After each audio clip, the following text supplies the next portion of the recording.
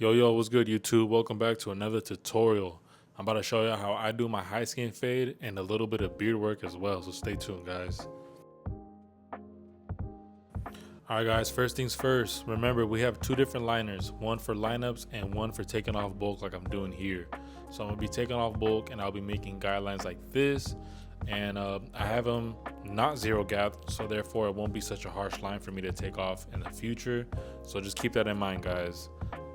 And after we make that guideline, guys, let's turn around that liner and let's take off all the excess hair that I'm doing here right now. And just make sure you go over it multiple times, guys, just to make it easier for you to go through it with the shavers. So just go over it multiple times and make sure it's all clean. So here it is, guys, shavers, 000. We're making that extra smooth, taking off all the stubble. So that's what these come in clutch for. And make sure as you guys get hired to that guideline, try to flick out the shaver, just because you don't want to make a harsh guideline that you won't be able to take off in the future. And just like all my other haircuts, guys, most of the time, or 9 times out of 10, I'm always going to start off the first guideline no guard open. I'm about to do this fingers length width, just because we're doing a high skin fade, so it's not going to be a problem if you do a little bit bigger guidelines. So just keep in mind, guys, work with your client's head. Not everybody's head shape's the same, so always be aware of that. But with that being said, guys, we're gonna go over it multiple times just to make sure everything's all even and everything's gonna go smooth.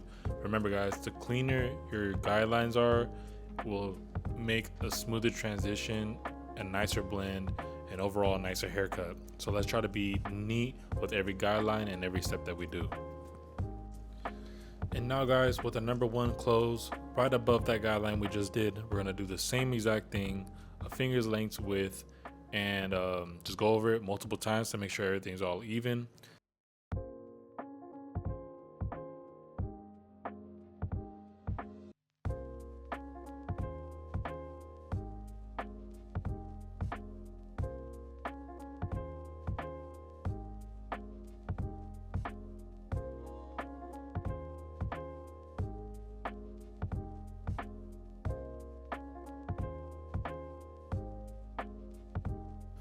And now that we're all done with that number 1, guys, let's slap on that half guard open. So open first, guys, just because we're just trying to take off that line. We're not trying to create another guideline or nothing like that. We're just trying to take off that middle line, and we might have to close up that lever little by little, just enough for us to take off that line. For my experienced barbers, most of the time we can take off this line, but for my newer barbers, just enough for you to take off that line. And remember, towards the end of the haircut, we always come back with detail work. So don't stress yourself out a lot. Don't put too much time and too much effort in this if you cannot completely take it off with that half guard. Remember, we'll come back later on and clean it up. But remembering this too, guys, every guard that we use, let's try to flick out every single time. Flicking out avoids making a harsh guideline. It avoids making any guidelines if we are careful and flicking out every single time. So that's a tip for my newer barbers. If you have not already learned this from someone else, let's learn to flick every single time. And like I had mentioned earlier, guys, notice that I'm using that lever, closing it up little by little, just enough to take off that middle guideline. So you might have to do this, you might have to do a little more. So just close it up little by little. But notice my tempo of how fast I'm cutting, guys. I'm doing slow. I'm doing like a slow to medium pace. Every stroke is being consistent with how I'm cutting this hair. So keep that in mind. You don't have to work super fast and you don't have to cut super slow, but just being effective, accurate with where you're cutting hair. But now, guys, we're gonna slap on that number 2. I do have it open / close, and what I mean by that is that he wanted a number 2.5 up top, so I have the lever open. And as I'm getting closer to the side, guys, I will be closing up that lever just to soften up that number 2. So when I come back with it with the 1 open, it will be easier for me to blend it out. So as you guys saw, I close up that lever, and now I'm attacking that side part of his head.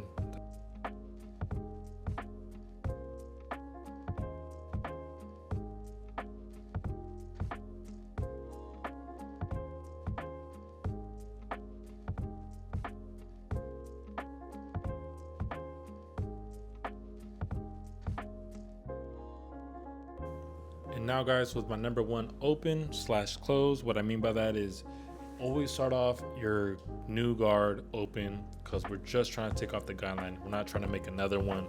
And as we're using that, we're trying to flick out that guideline. So number one open first, and as I'm going further down the haircut, I will be closing up that lever as needed.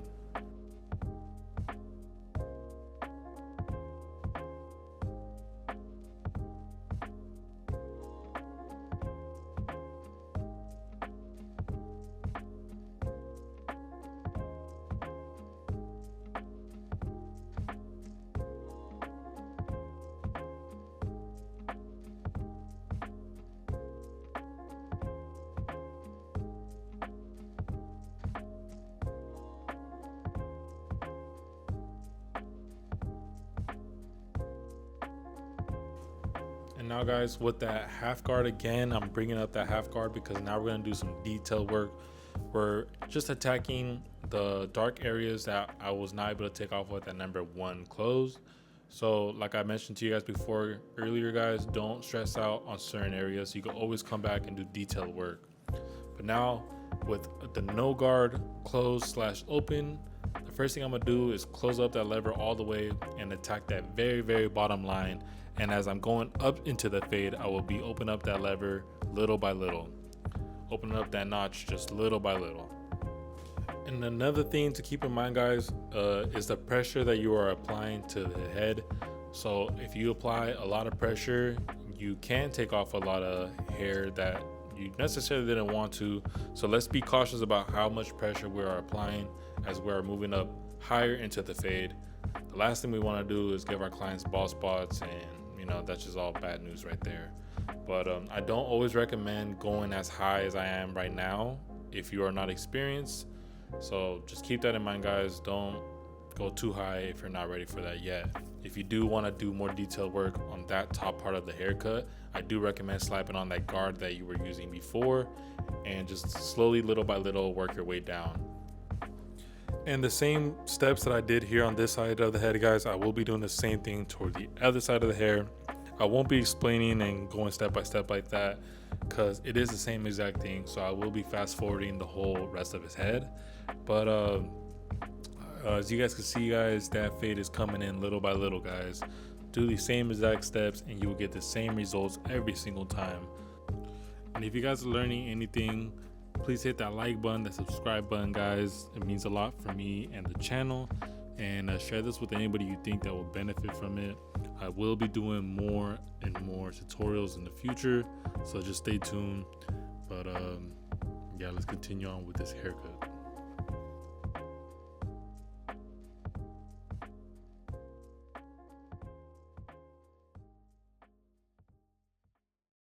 And after we did some detail work with our clipper guys, we're gonna bring our trimmer, our liners, and we're just using the edge of the blade, the very edge corner teeth, and we're just going to be kind of flicking in that very bottom line that we weren't able to do with our clipper.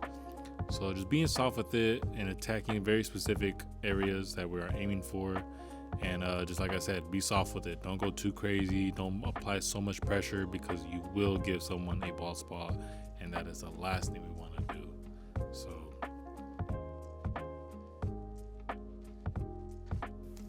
now continue on with the other side. It is a 2.5 up top, so I'm going to be following up the other side of his head with a 2.5. And like I said before guys, this part of the haircut or the video will be fast forward just because it is the same thing as the other side. But here we are going to continue on with our trimmers. And remember guys, there's multiple different ways of fading. You guys should definitely learn one way, really master it, and then try to figure out another way.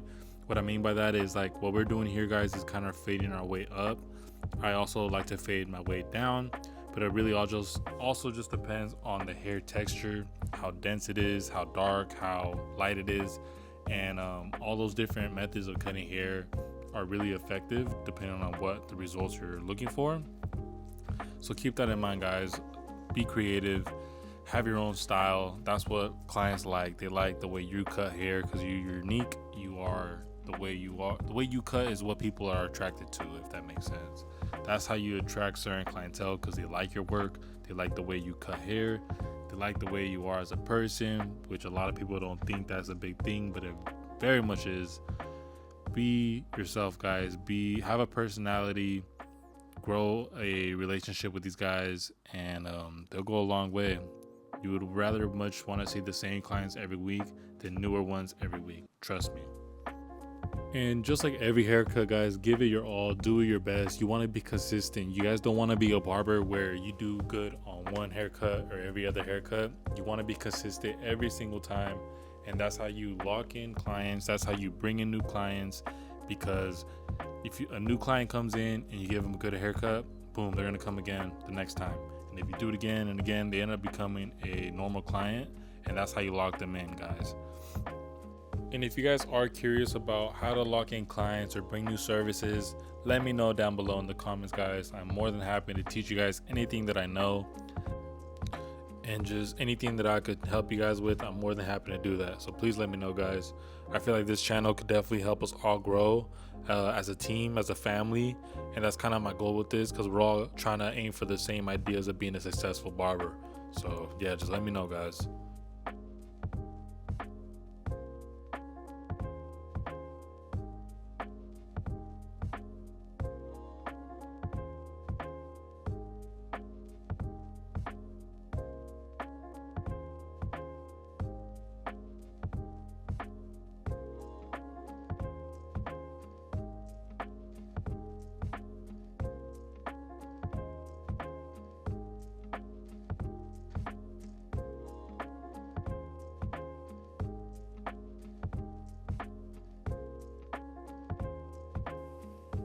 And for the lineup, guys, it's pretty much the same thing, just trying to push your clients back. I personally don't do enhancements, but I've seen what enhancements can do. So if you are a barber who are trying to get into it, definitely recommend it. I feel like it's a new wave nowadays. And for the beard, guys, obviously each client has different lengths and different darkness and density of beards. So just be cautious about what they want, and then just kind of follow what I'm doing here, going all over the whole beard. Make sure you have a comb, kind of comb through after every stroke. We want to make sure that the hair goes back to its normal natural position, so it doesn't look crazy when they walk out the door, you know. But after you guys do that, we're gonna come in fading in the beard. And what I like to do is kind of do this first guideline, no guard open, just kind of set that in, and then we're gonna work our way down, meaning we're gonna start with the one open, and then we're going to close it, take all the way that guideline, and then we're going to work our way down to a number 2 and a 3 as needed. And remember, every time that we do switch up guards, let's start it off with the lever open and close it as we need. And that's just how we keep the darkness and the density that we need to have a nice full gradation.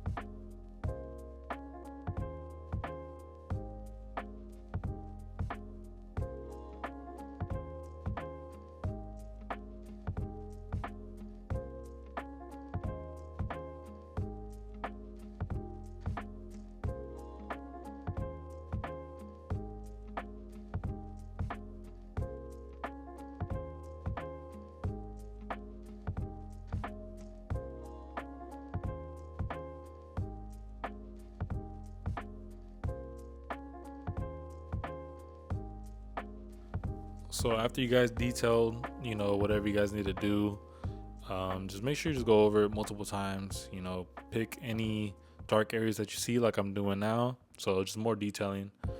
And then, guys, we're gonna use our liners to line up the back of the beard part.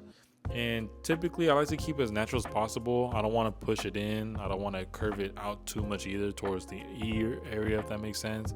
I just kind of like to go with a straight line, but also kind of go with the growth of the hair.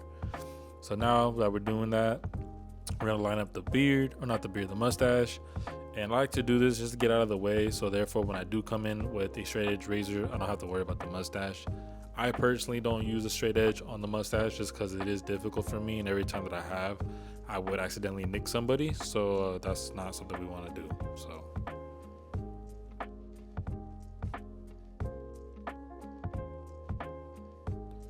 And with the straight edge, guys, obviously let's use a new razor every single time. That's what we're supposed to do. So here I am.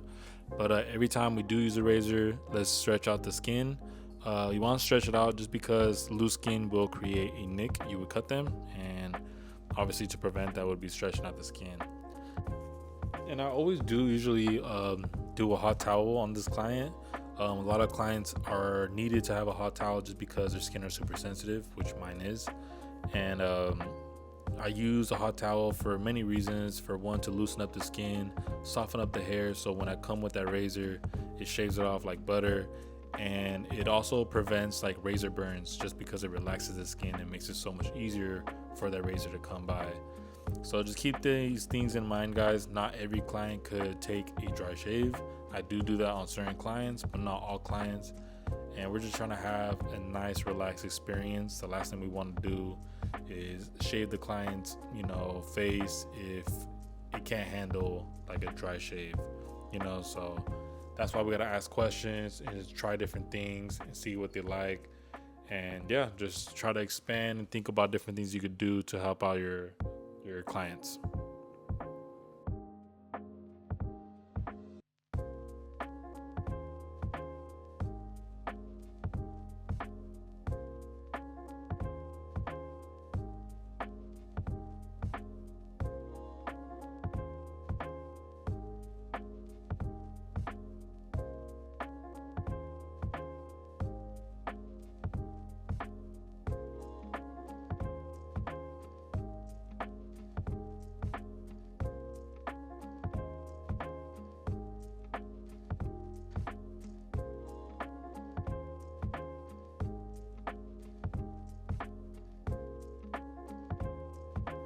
And with the bottom of the neck, guys, I typically use my liners and create my line. I would usually just do the line and then follow up with it with the razor. But this time I was running kind of short on time, so I just kind of cleaned it up with my liners, and then I came back with it with the shavers to remove all that stubble. And yeah, like I said, guys, there's two different ways. Do it with the liners and then the shavers, or you could do the liners and then with the straight edge razor to make it smooth as well. So just figure out what's a lot more smoother, a lot more easier for you. Typically, I would normally go with the razor just because it's a one type of stroke thing and it's all clean, rather than with the shaver you have to go over it multiple times to make sure everything's all smooth and even.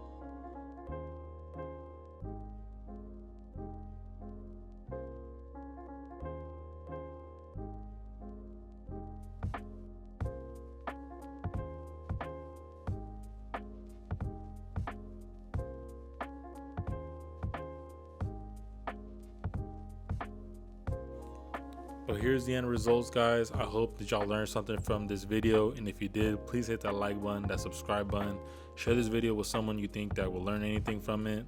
It definitely help out the channel, and it's definitely much appreciated. But here's the end results, guys. It looks really smooth. Like I said, follow these steps and you should get the same results, obviously with practice, but follow the same steps and you definitely get similar results. And the more you cut hair, the more you'll learn, the better you'll get, and the faster you'll get, guys. But comment down below, guys, what you think. Let me know anything you want me to film for the next video. And yeah, I will see y'all next time. Take care and keep cutting.